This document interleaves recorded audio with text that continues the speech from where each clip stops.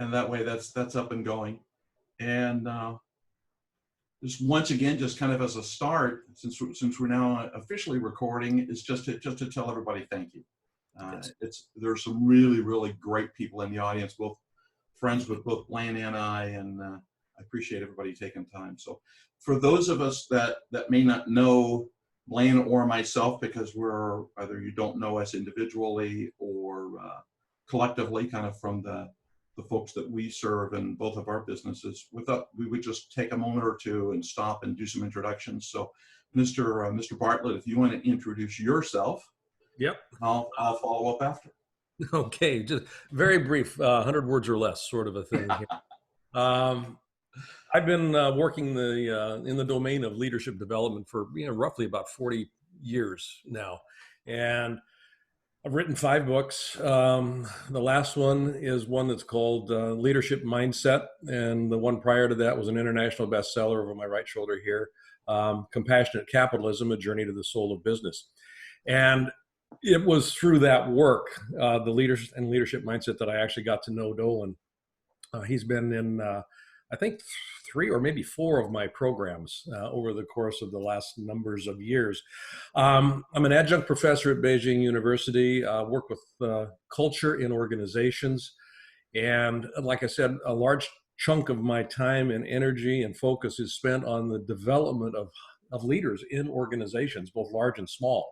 I've led some of the largest leadership development initiatives for some of the largest companies on the planet, as well as worked with startups, in that capacity as well. So what I'm bringing to the table here is, it's actually germane to our conversation, is I think some expertise on what leadership is and what it could be in terms of causing the kind of movement that we're going to need to kind of pop up when we emerge out of this time frame in which we're in right now.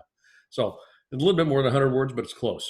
that was very nice, Mr. Bartlett. Very nice. So for those of you who I've not met, my name is Dolan White. As Blaine mentioned, we met several years ago through a dear mutual friend, Mr. Bob Proctor, and then I've had the opportunity to attend some of Blaine's programs. I also have my copy of Compassionate Capitalism up on my shelf. I was going to pull it down and I completely forgot. Mine is not in the shape that his is. It's got dog ears and tears and highlights and pencil marks where I've sat with him before and looked across the eye and go, what the hell are you talking about here? And we've had those kinds of conversations. So I spent 30 plus years. I'm not as old as Blaine, so I can't say 40, but I spent 30 plus years in the software industry, leading large teams and leadership of several $100 million divisions, and doing business acquisitions. Was one of the guys that got to help Symantec acquire VeriSign and other kinds of things.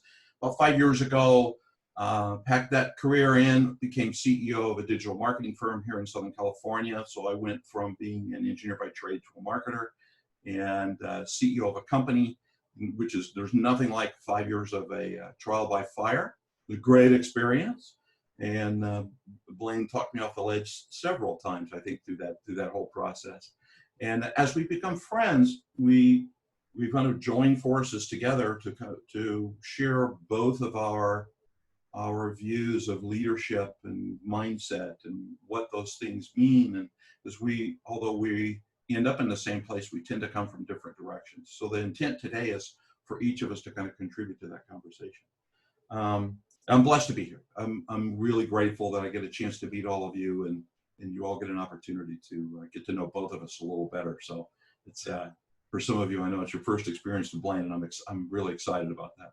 But one of the things he didn't talk about it, I'll toot Blaine's horn for him, is he's literally one of the guys that's in the world's greatest motivators, and that's a hard thing to get into. So. I get to walk in his shadow every now and then. So if you want to rent, we do that. We'll be good to go. Yeah. Okay. Good. All right. Enough of all that. Let's go on. So I thought Blaine and I spoke a little while ago about kind of today. Today is really an informal conversation. We have several pages of notes and bullets and things that we're going to talk to in a proper sequence. But one of the things I thought that would be great that Blaine taught me as we were first starting to work together from a coaching perspective is the definition of what leadership means. And you're here, right? This is a leadership in a black swan event. We know what the black swan is. We know it's Corona. We know it's COVID-19. We know it's wreaked havoc. We may or may not know people that have passed away because of it. There's a lot of things involved in this. We've all been locked in our homes.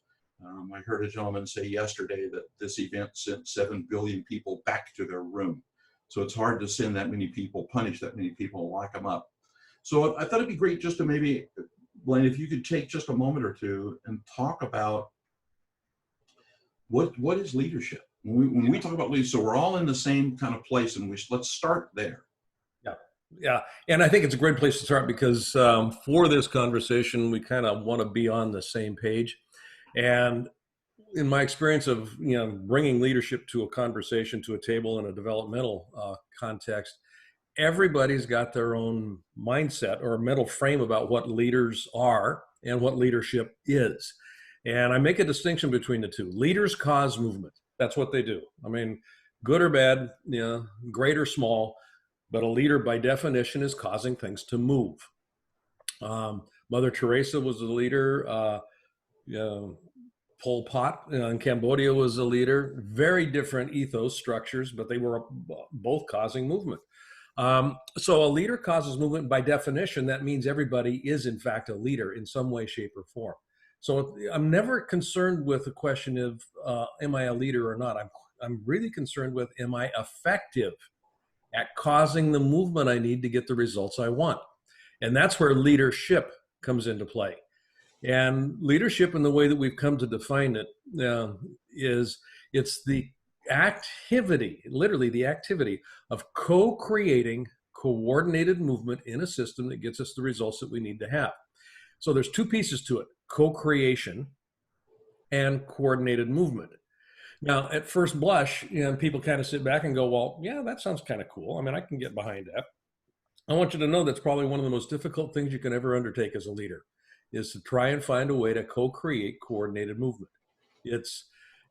And partly that's because of the existing mindset that people have around what a leader is supposed to do and what leadership actually is in their minds.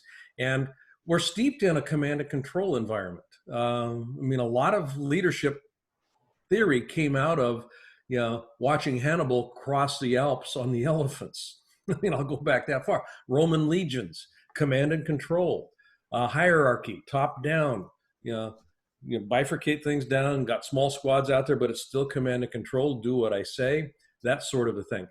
In today's world, that isn't going to work. I mean, in today's world, we are so interconnected that kind of process doesn't work in the way that it needs to be working today. So co-creating coordinated movement is where we come into play here. And in the face of this Black Swan event, I think it's more germane and more critical than ever that mindset begins to shift. That particularly that mindset of command and control begins to shift to something more generative, something more holistic. And that's kind of, where we started with this Black Swan series, Dolan and I, was looking at how can we begin a conversation that, piques curiosity with business leaders, piques curiosity with folks that are out there trying to do things. And, in some of our preliminary conversations prior to this particular episode, we started, literally with a question is what is an organization? And I don't mean it from the standpoint of how I would typically define it, which is an organization is a collection of people in relationship. And just for those of you that are new to that conversation, that's all an organization is. Collection of people that are in relationship, and obviously with each other. And we're going to talk about that in a little bit here. But they're also in relationship with jobs. They're in relationship with process. They're in relationship with environment. They're in literally with everything. And it's that notion of relational quality that becomes important, because to the degree that the relationships are working well, you got a pretty good shot at being effective. Specifically, when you put it in the framework of co-creating coordinated movement, that's a relationship-driven process. So, kind of full circle here, when Dolan and I started looking at content for our conversation today, the question, what is an organization? Yeah. comprised of? Well, we'd start looking at functionality. HR. Every organization's got some, you know, element of an HR function in it, whether it's a formal HR or if it's just something that's kind of ad hoc. There's finance, and there's operations, and then there's marketing and sales. I mean, those are the four basics of every organizational structure: HR, finance, operations, and marketing sales. Right. And then, and typically in most organizations, these become siloed. I mean, yeah, you get specialists in there, and they are, charged with doing something within that framework of finance or that framework of marketing and sales or whatever it might be. And their mindset becomes one of, this is what I'm supposed to do here within this framework. And leaders typically will lead within those frameworks as well. So there's a myopic vision that makes it really difficult to co-create across the system, and it makes it very difficult to coordinate across the system because people have proprietary feelings. Who am I? Where do I belong? It becomes an element of identity. Yeah. Who are you? Well, I'm a comptroller. Where do you belong? Well, I belong in finance. Well, what about marketing? Well, that's not my job. Yeah. Yeah. That answer, that's not my job, is an evidence of identity. And that's where we start getting into some difficulty. Yeah. It's interesting you say that, because my experiences in organizations and large corporations, there are events that transpire, right? It is literally, in my mind, was always tribal. This is my tribe. I'm going to defend my tribe, and this is my patch of dirt that my tribe lives on, and therefore, and we would work with CEOs, and I still have these conversations with other CEOs today around. There's this moment where a CEO will bring their organization together to have an ecumenical conversation around, we'd like to, we need to be one team, one goal, one direction. This is where we're going to go. And I'd like us, all of you who I now view as my leaders, to think that way. And it's all incredibly effective until the normal kicks back in and people have got to vie for headcount, they got to vie for budget, and they got to vie for the attention of where's the money going to go. And that ecumenical movement, since we've used bifurcate, I'll use ecumenical. That movement then begins to unravel very quickly, because now we're really looking at kind of those four quadrants, right? HR, finance, and operations and marketing. And that's I think that's one of the challenges that we spoke of that, in our previously, as people were moving from brick and mortar to remote, about having to shift your mindset away from command and control and away from the militaristic organization, the way companies are structured, into much more around a connection-oriented organization. Yeah, and you used the word normal there, and I don't believe that there is a return to normal. And part of the reason that we wanted to position this episode at this time is the Yeah. conversation about let's unlock things, let's get back to normal. We're not going back to normal. It's not going to be the way it was. And if you think that it should be, I really invite you to examine that assumption. Normal got us some very interesting outcomes. Normal got us a polluted environment. Normal got us a wage disparity that is incredibly large. It's largest it's ever been in history. Normal has gotten us a poverty of meaning where we end up with an opioid crisis. Normal has got us, just kind of fill in the blank. Why in God's green earth would we want to return back to normal? Right. And so we've got an opportunity with this Black Swan event as leaders to usher in a different possibility. And this is where I get on my soapbox a little bit. And that's in part what compassionate capitalism was intended to begin to outline, is if we approached business through the lens of compassion. Compassion predicates connection. Everything is connected. And if we approach it from that perspective, co-creating coordinated movement becomes a global initiative. It's not just what I do in my corner store. It's something that I take into account with every activity that we're doing as an organization, whether it's a two-person pop shop, 7-Eleven, or Yeah. it's huge. Yeah. Yeah, it's interesting, and I happen to agree, and I think that's why we're all, and that's probably why everybody is here. So the question becomes, what is this? What is the new adventure like? What are the things that we have to have on our minds? How do we think about it? Because we can think about an organization into those four quadrants, right? If we're going to use Covey and draw quadrants, right? We can have those four quadrants that we think about out there, but those that composure literally unravels quickly as we now have to come back and think of it from a connected, a well-connected group. You and I were talking about this earlier about the new economy. The new economy is a connected economy. Yeah, The economy is not a disconnected economy. And yeah, I think that we're kind of on the on a fence, actually more of a razor's edge. It can go one way or the other. Yeah. I mean, it really can. And Right. I'm opting to foster conversations that move a different possibility. Reality is created through conversation. I mean, that's just the way that reality gets created. So we start paying attention to what are the conversations we're having. And this is where leaders begin to become very important in the process, because you've got conversations that are going to occur in basically four different domains as you start reassembling your organizations. Right. First of all, it's the conversation that you have with yourself. How do I approach this thing? As a leader, what am I doing here? And then you've got a short-term planning thing. How do we actually restart this thing, not to get it back to the way it was, but the way it could be? And we're also going to be taking a look at how you re-socialize. You've got folks that are coming back into work that are probably going to be suffering in some way, shape, or form some PTSD, survivor guilt if there have been layoffs. I mean, there's that kind of stuff. How do you re-socialize and you can get back to working? And particularly if you've been working remotely and people are going, well, why would I come back into four walls? I mean, Right. how do we re-socialize that whole thing? And then just clients. I mean, you have shifted.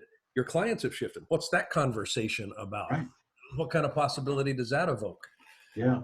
And it's interesting because all four of those components that you just talked about, right, with leadership, short-term planning, re-socializing, clients, all of those things, literally when we talk about beginning to think from a connected state, right, there's roles and things that happen inside of a company, and those roles are generally going to remain intact. However, those aren't different. They're no longer silos. They are a connected state. And in a connected state, each of those organizations now contain those components: leaders, clients, there are people you serve that you must re-socialize. There are all of those things. So maybe let's start kind of with the conversation around, we've set a parameter around what leadership is, right? Co-creating coordinated movement. Yep. And that's the focus. As hard as that is to kind of figure out what the heck that is, that's the focus. This is what you're trying to do, is get all these people, get this done and get it all on that same path. Easy to say, hard to do. What? Yeah. And yes. really, the hard to do piece is because 95% of all behavior is subconscious. There are study after study after study that proves this. 95% of all human behavior is subconscious. It's out of my conscious awareness. And this is what we refer to as mindset. Yeah. And this is what's going to, I mean, even though, co-creating coordinated movement, God, that's a great idea. We will stumble, we will trip, we will fail forward, we will fail backwards. It'll be one step forward, 7 steps back. And it's kind of like, what happened here? And so I've got to get my mind right as a leader. I've got to have this conversation going on. And it's not a question of mindfulness. I came across this phrase the other day that I absolutely loved. And the way I actually wrote it down here. It's affectionate awareness. Affectionate awareness instead of mindfulness. Mindfulness has got this, rigor to it. I mean, I got to be mindful about, doing this. Affectionate awareness allows me some wiggle room here, but it also, affection allows me to embrace different possibilities. And that's what we want to start paying some attention to. Sure. So, get my mindset right. So as leaders, I start with that. What am I bringing to the table? Yeah, it's interesting that you mentioned that. So as we talk about leaders, I think there's a couple of domains in that part. When we kind of start pulling back the cover. And I think for I don't know if it's, I think in the chat, you can raise your hand if this has anything to do with you, but we're all leading somebody, whether we're leading our employees or we're leading coworkers or we're leading other CEOs or we're leading family or we're leading relatives. You can wave if that's true inside of I think it's a chat somewhere. I think there's a button or something you can do. However, However, yes, the limit of my Zoom prowess. However, there are things as leaders that I think there's a couple of things that have got to occur. The very first is as now as that CEO, and I'll go and put my old CEO hat back on, there's a Clint Eastwood moment. And the Clint Eastwood moment came out of the movie. I always love this movie. It was Magnum Force, Dirty Harry. Dirty Harry. Clint's looking up right across, right, a good point there, Adrian. Right across the bow, and he's, and it's in one of the last closing scenes of the movie. He says, "A man's got to know his limitations." And so one of the things that we're as leaders is to think about who are our Imagineers. Remember, Disney had the Imagineering group, right? And those were the folks that could take Walt's or the Disney ideas, the animatronics, create them and make people look Pirates of the Caribbean and the other kinds of rides that they were creating and things. So who are the new Imagineers that are important to your business? Who do you need to bring into that circle? Yeah. And there's an old rule, I don't know who said it, but one of the rules I always had as a leader and still do is, look, if we're going to bring a team together and I bring a team together and the three people and all three people agree with me all the time, I'm going to go get three other people. Yeah. If I got people agreeing with me, I've got something wrong in the system. Generally that's suspect. Yeah. So as the leader of leaders, kind of the very first thing is to kind of get your team in order. There's a need for a declaration. And a declaration is a speech act. It's a very specific kind of a speech act. We're going to be on the moon by the end of the decade. That was a declaration. Yes. And when you're and this is emerging out of this pandemic, when we start assembling our teams again, I want different voices in the room this time, because I'm going to be asking, and this is where I start with myself first, am I going to be willing to have myself challenged? Am I going to be willing to have my thinking challenged? Because I want to create possibilities. And part of this has to do with really understanding that we're not going to return to normal. I come at it from that perspective. I'm not wanting to return to what was. I'm wanting to return to what could be. Yeah. And what will be, not how do we preserve what we had, but what could be out there. So bring people together, give them a framework, put a context in place here. It's not a return to normal. It's, we've got an opportunity here to reinvent some stuff. And that's a context. Right. And leaders define context. That's one of the things when you're looking at co-creating coordinated movement. Yeah. Awareness is one thing, but context is everything. Context generates meaning. So you want to have people understanding the contextual frame of why are we gathering back together? It's not to recoup. It's not to get back to where we were. It's to reinvent ourselves. It's to reinvent ourselves. And if that's your come from, that gets to be a real interesting proposition, because now you engage the imagination, and when the imagination is engaged, passion begins to occur, and now you have emotional engagement, which is different than survivor engagement. Right. Yeah, that's people get emotionally excited about possibility. Exactly, and I think that's a huge mind shift, and that's, I think, part of when we, there were organizations that mastered leadership. There certainly were, but kind of the traditional rote way to lead really was more manage than lead per se. But from that point, it is really a time where reinventing that's critical. Mm-hmm. And through that reinventing, becoming passionate about what you're doing and committing to it. So there was a phrase in an article that I was looking at, and you just touched on it a little bit about as an individual now, as a leader in an organization, the question becomes, how do I contribute in a different way? What do I do differently? And what do I bring to the table that I could have brought or didn't bring, but how do I contribute to this? And in a lot of cases, the fortunate thing is that we've had that black swan event, the force majeure part of the contract we've always talked about, acts of God, man, and war. So we've had that now. And so people have had a chance to actually go away and step back and look at it and take it from a different set of context. Yeah. Right? Around now, how do I reinvent myself? And for those of us that are listening here, I mean, from a leadership perspective, the one thing you want to steer away from early on, you're going to get to it eventually, but early on, you want to steer away from the how question. How are we going to, how will get you in the weeds real quick, and how is always going to be predicated on referencing the past. This is what we used to do. This is what we know how to do. You know, when you're looking at possibility exists out there someplace that you've never been before, perhaps. And you can't know the how necessarily, but if you land on, we're going to be on the moon at the end of 69, we're going to, at the end of the decade. Yeah. We'll worry about the how as we get launched. It's the what. Which actually moves us to this next piece here, which is short-term planning. There is a how component to it, but you don't want to bite off the whole Magilla here. I mean, how do you eat an elephant? One bite at a time.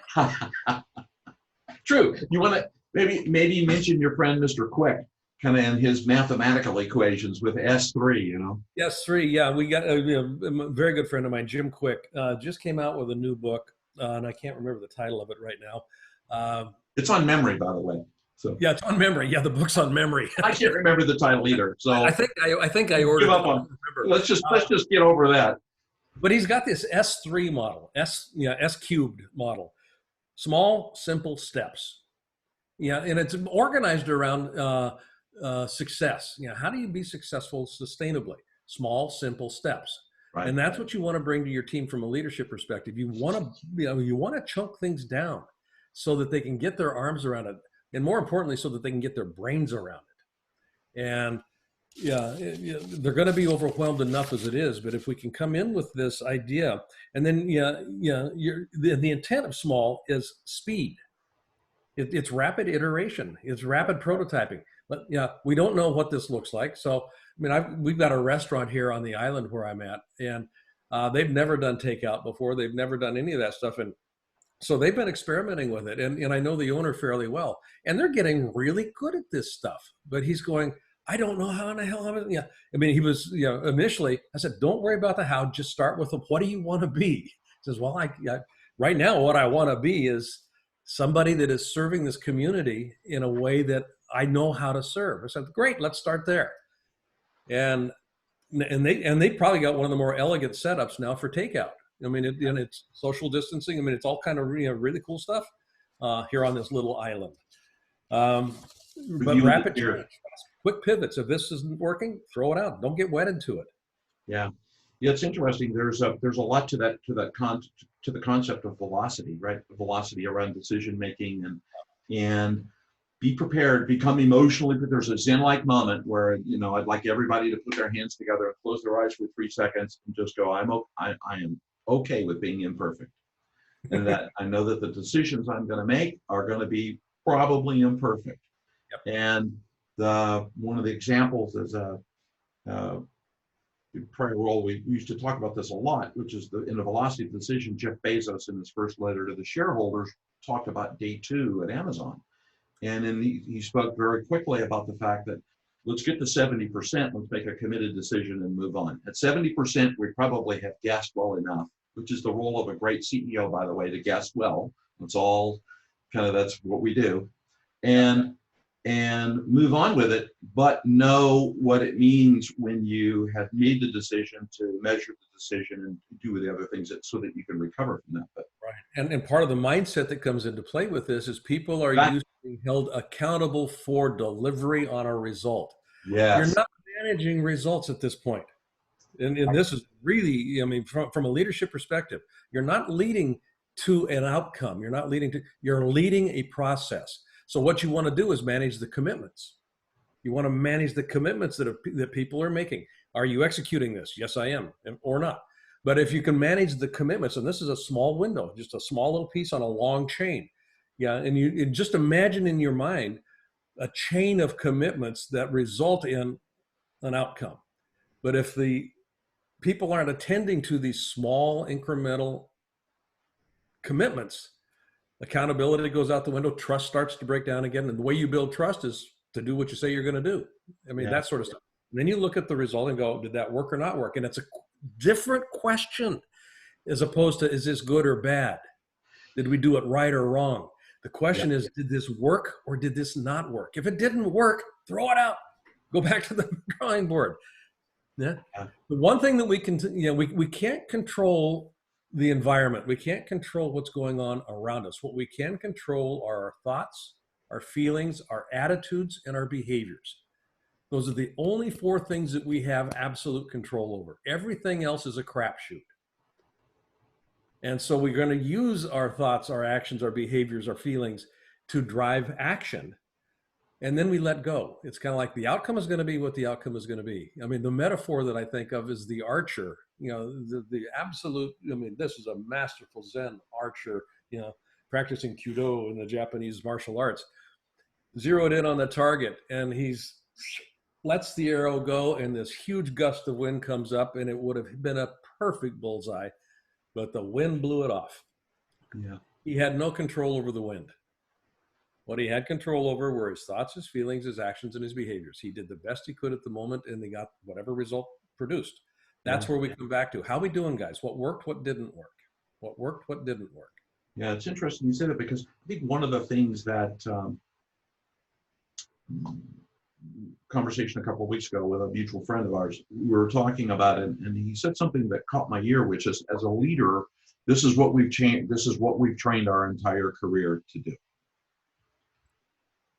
This is where we rise to the occasion. This is where we set the context. This is where we aid in the decision-making process. This is where we do that.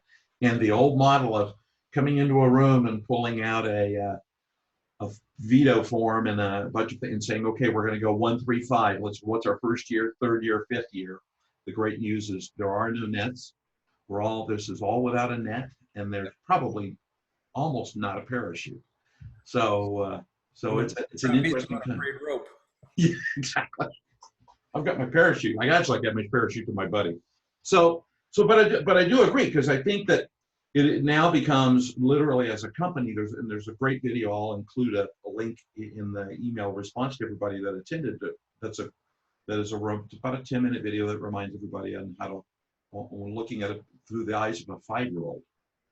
And it's a wonderful perspective to look at your business. It's about an executive who brought his grandson, I believe, to work, and his grandson started asking questions, which was fundamental. Why do we have a copy? What's this copier for? What does it do? And why do we have this? And so it's that kind of that new perspective. And the other thing too is you're kind of just to kind of touch on it, the pragmatic component of the S3 is, we spoke about this previously, which is about the fact that from a business perspective, we've seen, all of us have probably seen the impact on our business as our clients and vendors and other individuals have moved to a liquidity stance. So the people that we do business with or want to do business with us are in a different place from their plan perspective. So as you also build your plans, it begs that question. Now, just as I'm thinking of, so I don't forget things, is what can you afford to do? Yeah, liquidity becomes very important here. I mean, you pay attention to this, and you don't want to hawk yourself, but you also need to be looking at not cost cutting just for this purpose of correct. Yeah. Surviving. What kind of an investment can I make that will allow me to thrive? And that's, boy, you talk about juggling some priorities. Yeah. Sure. But it's a mindset, and it's a mindset that moves from spending on one end of the spectrum to investing on the other. They're Correct. both outlays of money, but spending has a different experience to it than investing has. There's an expectation on investing that is more generative, and you pay attention to it in a different way. Yeah. So that mindset becomes important.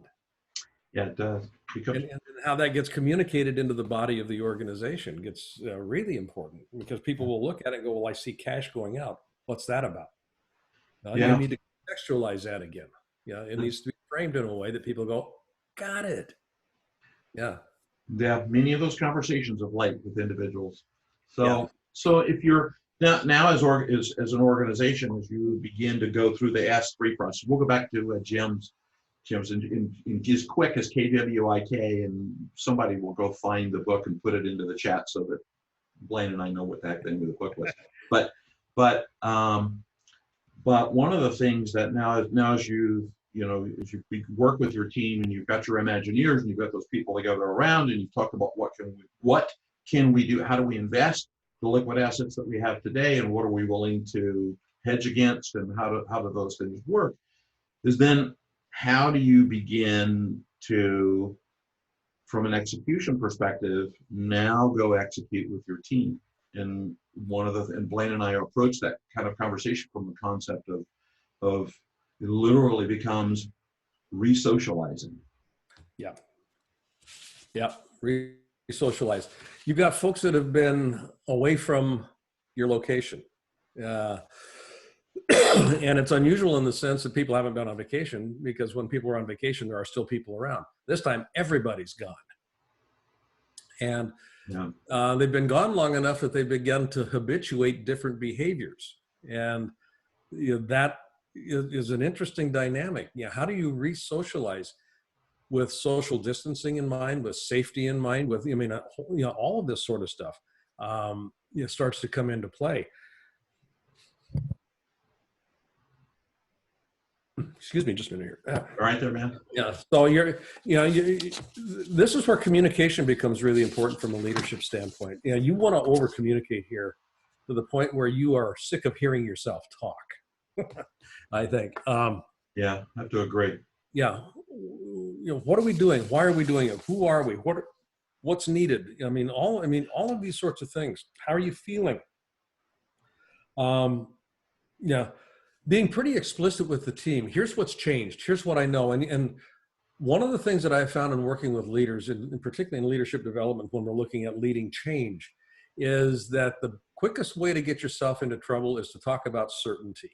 Yeah, because the mind wants certainty, and people will ask you for certainty. Speak in probabilities, or possibly, given the data I've got, it's probable or possible that this is what we're going to be doing.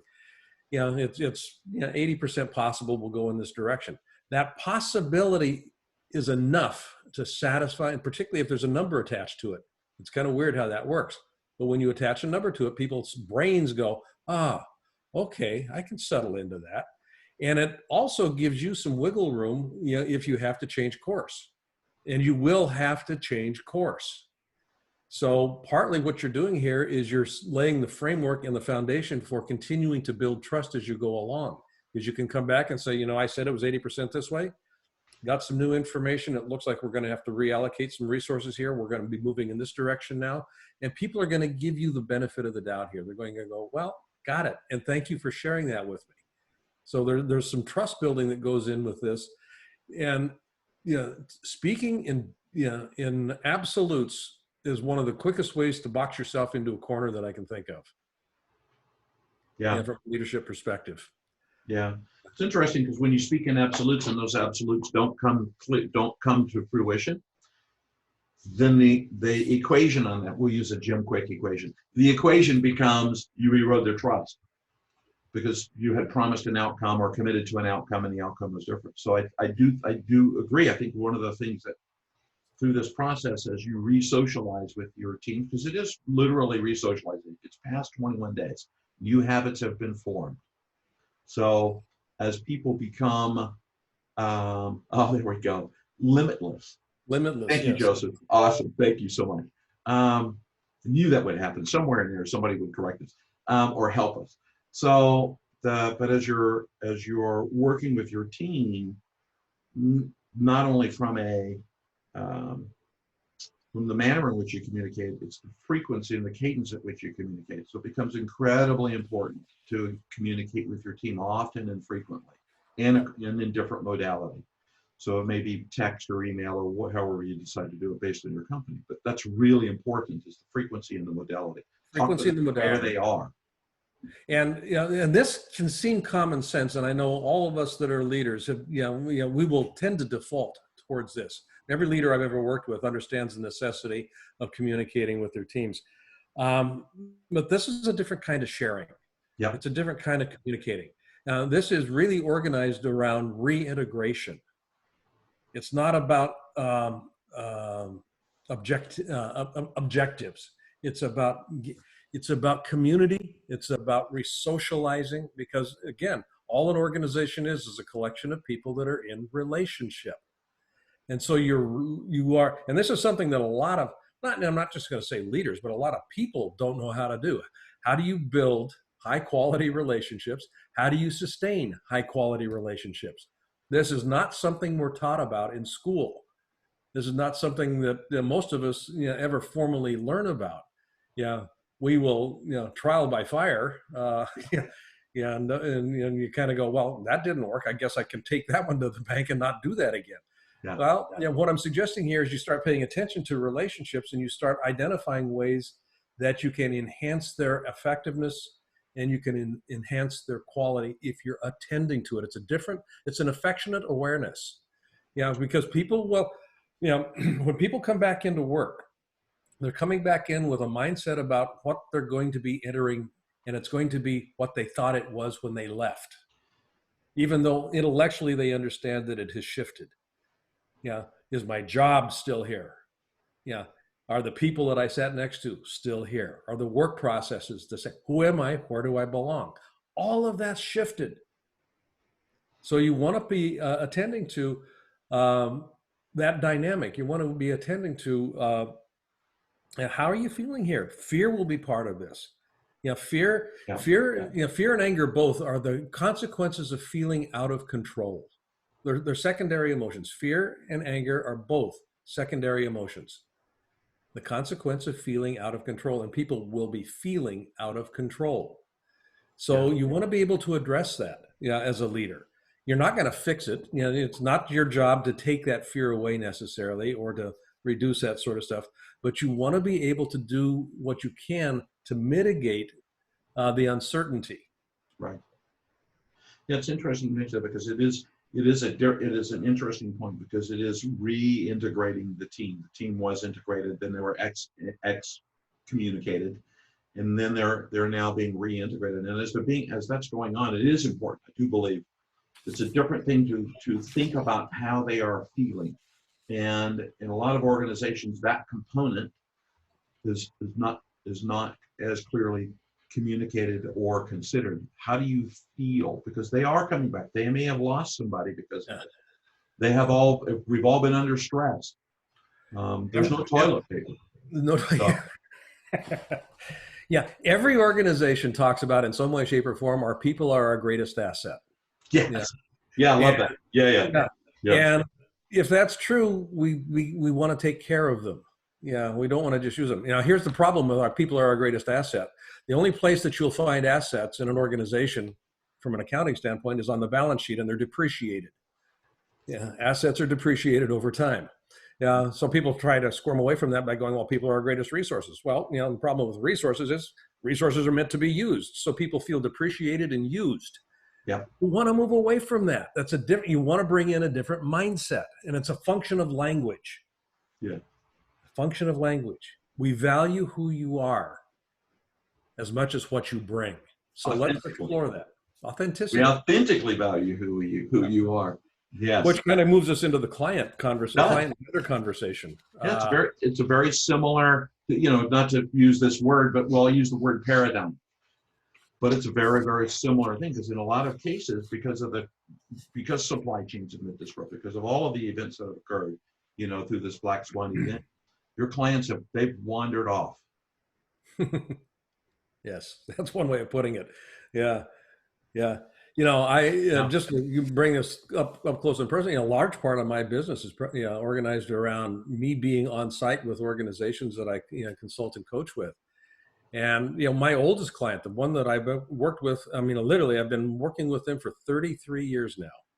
I just got a hold of him the other day and said, and they're in Japan. I said, look, given what's going on both in your country and in my country, and we've got an event scheduled in July. I said, I think it's going to be beneficial to both of us to look at postponing that event.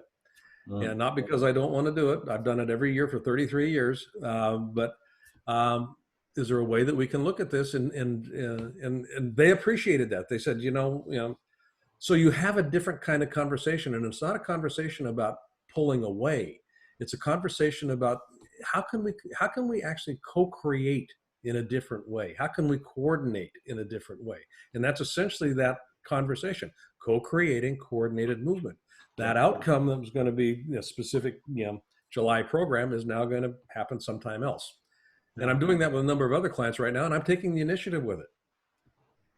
Yeah, it's interesting. Similarly, with a couple of my clients, in particularly moving from a live event stance to a virtual event, and seeing that kind of happen across the board. And I think one of the things that, as leaders of organizations and leaders of teams, it's one of the things that we need to bear in our conversation, in our thought process around our clients. Is we've all had the culture of clients are critically important to our business, and it becomes part of the core values, and it becomes part of the things that we say and those kinds of things. But when we think about our clients, we have to think about them in the same terms that we have to think about our team. Clients literally are our team. They are recovering from the same events that we're expecting our teams to recover from when we talk about re-socializing the organization. They're coming back from a black swan event.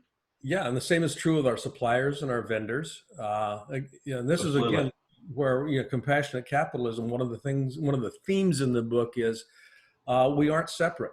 Yeah, if I'm actually in business, I'm in business not just with my team and with my customers. I'm in business with my neighborhood, with my society, with you just kind of fill in the blank.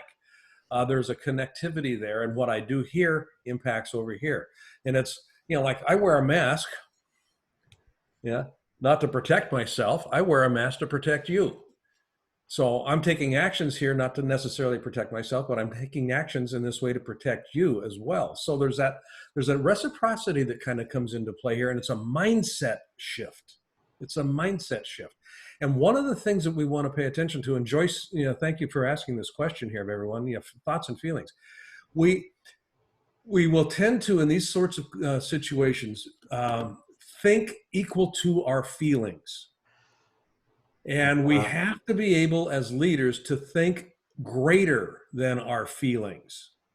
And again, this is one of these things that's easy to say and hard to do. But there's this biochemical dynamic that comes into play where a thought generates a feeling generates a behavior.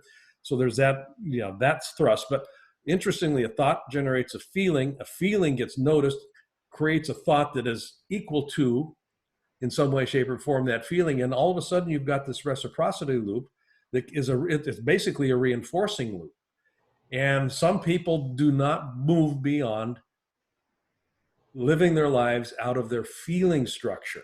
Right.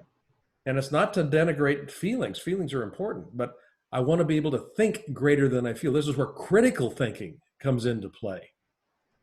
And I keep my focus on what is it that I want? Not what I'm afraid of, but what do I want? Yeah. What do we want? And this kind of goes back to, as a leader, when you're setting the context of everything, for the sake of what are we doing this? Good. Yeah. For the sake of what am I taking this action? Yeah. And if that for the sake of what answer isn't consistent with what I said I wanted to produce, I back up a minute. It's time for a timeout. Yeah, it's interesting you mention it, because it does when the what word, the word what, maybe I've said it, the what word, the what word changes the tone of the conversation. For the sake of what? For the sake of what? Not why am I in this position, or how did I get here, and all of those kinds of things. We could talk about time, and anyway, we won't do that. That's a different call. But that's a rabbit hole. Yeah, a whole new call. However, but it really truly does become what? So that we're kind of encroaching upon the kind of the end of our time together. I think the final thought that I would add in around your clients is it is an appropriate time for us to be selfless and to have the conversation with our client around just how are you? How you doing? What's Yeah.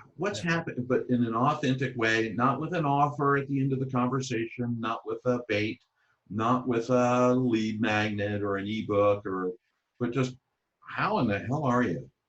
Yeah. This has I- been tough for us, yeah. tough for you, or we've thrived, or what's happening, and help those individuals become a compatriot in their revitalization, in their return, Mhm. in their shift from survive back to thrive. Take time to go and ally with those individuals. Yeah, I mean, the idea of connection, co-creating coordinated movement implies Yep, connection. What's happening with you is happening to me. Yeah, truly at a spiritual level. Now, I've got a client that has not been a client for a long time now, but I knew that they were going through some difficulty. I got on the phone with sure. them the other day and said, "Yeah, don't want anything here, but I want you to know I've got an ear. Yeah, Yeah, if you want to bounce some ideas around, I know who you are. I know what you're up to. I don't have a horse in the race. Feel free to reach out, and we'll have a conversation." yeah, And I'm not, and I'm literally not selling him anything at all. That's not my intent of the call. I just want to be sure that he's healthy, that the business is healthy, because he's a good guy. And yeah, if he's winning, ultimately, those folks are going to be winning. And yeah, when I'm celebrating somebody else's success, I'm actually celebrating myself. Yeah, that's one way to think about this. So I'm looking for ways that I can create yeah, celebratory experiences. Yeah. And even somebody reaching out and going, God, I mean, that was nice to, I can celebrate that because he feels a sense of relief, perhaps. I'll yeah. make that up. But I know that I felt like I gave that port in the storm. And I mean, that's easy to do. That does not require a whole lot at all. No, no. It's an investment in one sense. It's kind of like I'm not spending anything. I don't spend time. I invest time. Where am I investing my time? Yeah, Yeah. yeah. It's that When I'm reminder that spending time, it goes away. When I'm investing, it's getting banked somehow. So yeah. let's open the floor up to Let's some Q and let's A. do that. So you're all empowered. Everybody, there's obviously there's folks with video, and then everybody's. And thank you so much for maintaining complete control on the mute button Yeah. through the whole thing. But we'd love to do that either if you'd like to put it in the group chat, pose a question. I've seen some really interesting, great questions, by the way. And if you'd like to pose a question, or if you'd like to come off mute, come on to video and raise your hand and ask a question or be present. This is a good time. We can take a couple of minutes to do that, and then we'll wrap up and talk very briefly kind of around next steps. Mr. Bartley. Yes, that sounds like a good idea. Okay. There we go. I know that guy. So this is about something which struck me when you were talking about the possibility and getting out of the absolute. And what I have seen and noticed is that like the intent is important, and once the other person knows where you intend to go with this, it becomes a much more collaborative sort of effort. So if you can say that um, this is where we would, and this is where we would like to go, have some performance measures, so to speak, outcomes, and say that like I had once a conversation saying that like, well, let us target to get you onto that role in 6 months.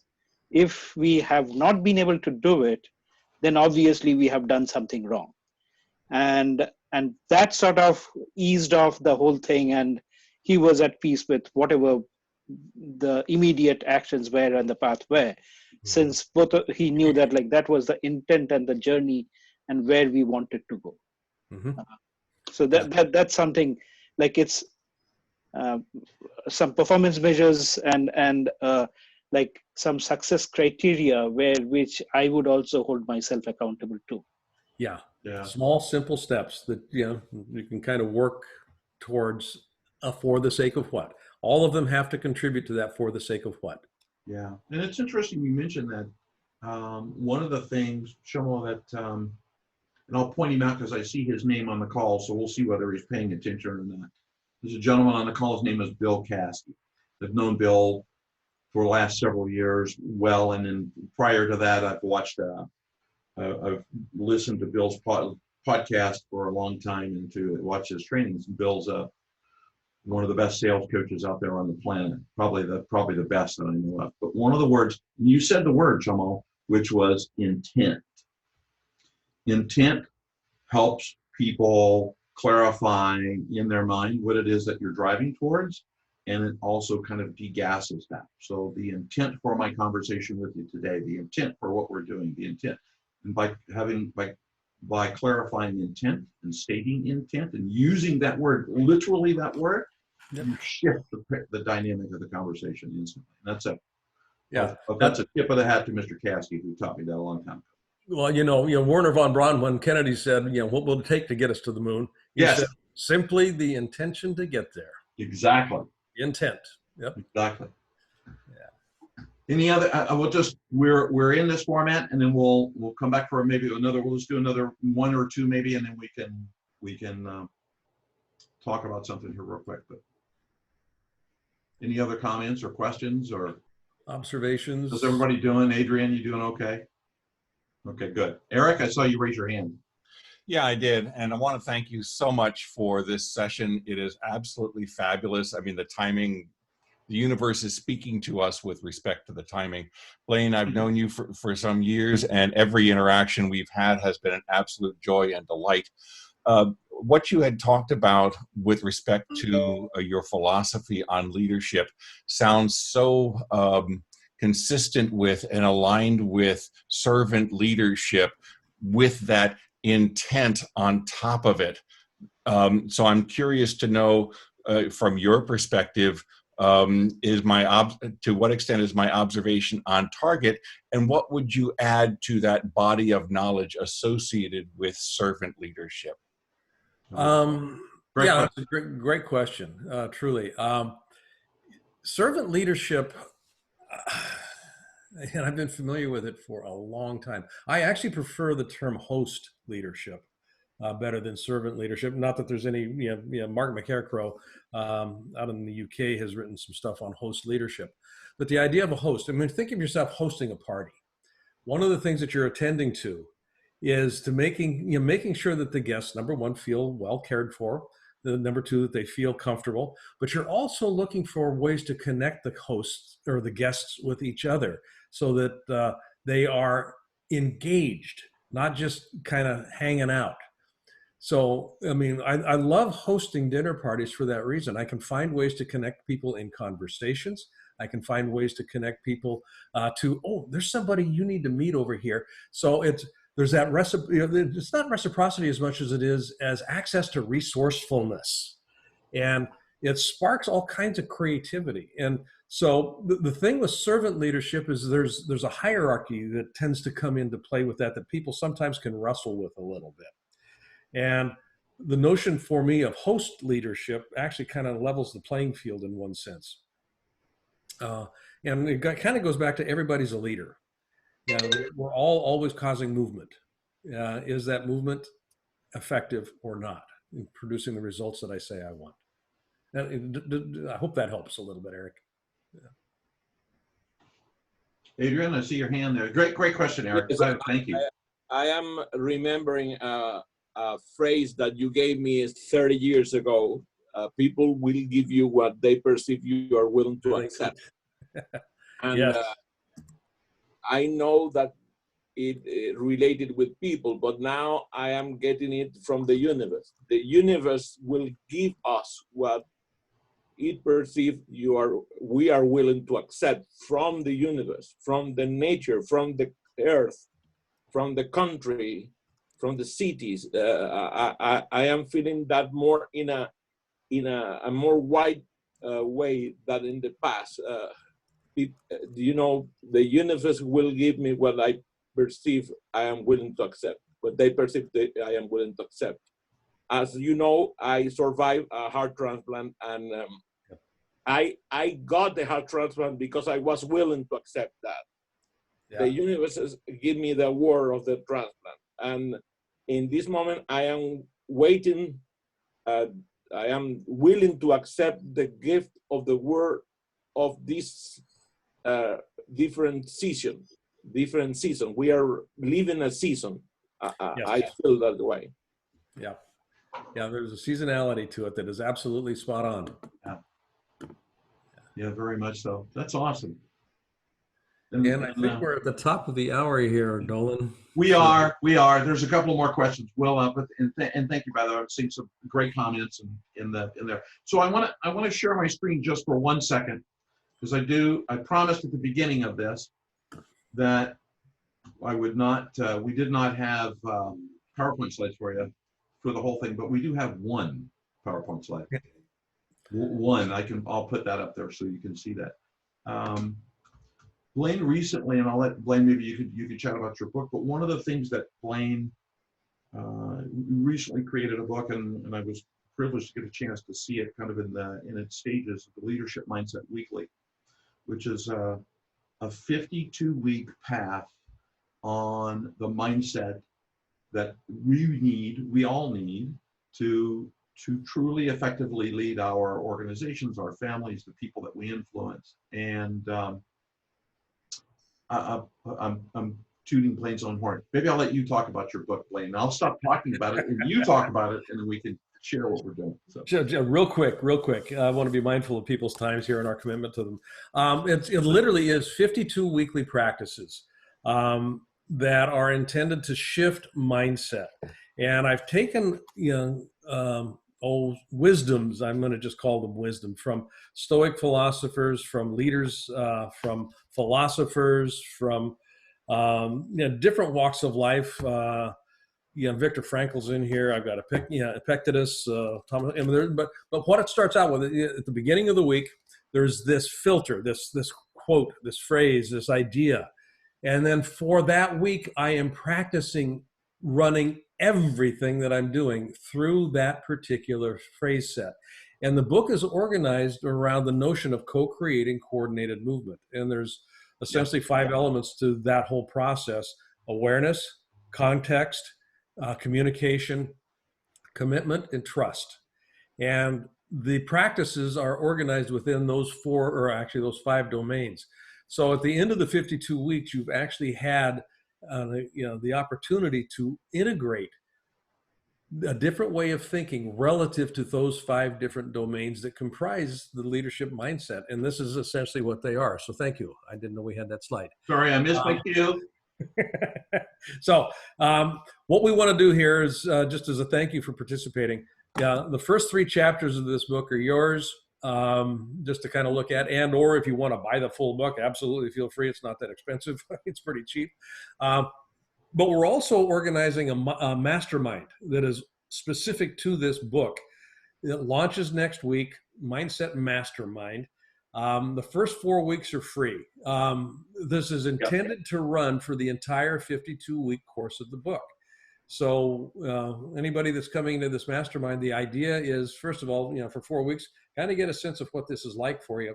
And then if you're so disposed, you're going to have an opportunity to jump in for the next 11 months at a very nominal fee. I mean, that's, we're not looking to break anybody's bank on this. It's very, very simple. Right. I mean, it's really simple.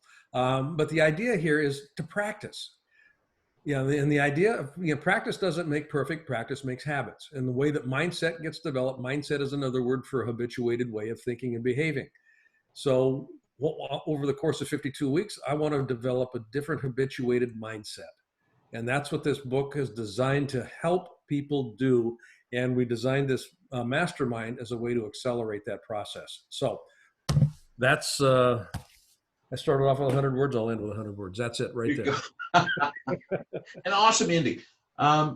I do invite you, you know, for those of you who've been involved in masterminds before, we know when you get to a mastermind, it's hard to tell whether it's a mastermind you really want to be in or not be in anymore. But we both, and I'm blessed to get a chance to do that with Blaine as Yeah.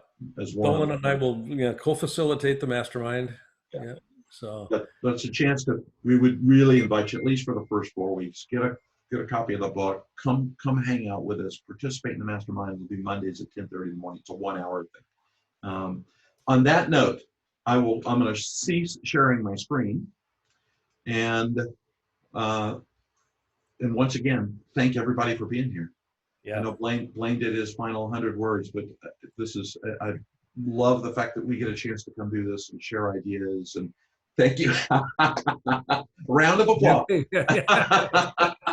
Similar roots, Eric. A round of applause. That's good. So for me to everybody that's on the call, thank you so much for being here. I'm sincerely grateful. Always grateful to hang out with Mr. Bartlett. You too, Dolan. Thank you. I love our conversations, and I love being able to bring these are Eggs Benedict conversations. I mean, Yes. yeah, he and I would meet on a pretty regular basis and have Eggs Benedict. And since we can't do that right now, we just said, how else could we have? Because I love the conversations. Yeah. So we just invited a larger group of people to sit at our Eggs Benedict. Yeah, eggs for everybody next time. All right. Yeah. Have a great day, everybody. Thank you so much. I love seeing old friends. Thank you. And Brent, and for the folks I've not met, it's a blessing. Bless everyone. Thank you. All right. Bye-bye. Be safe.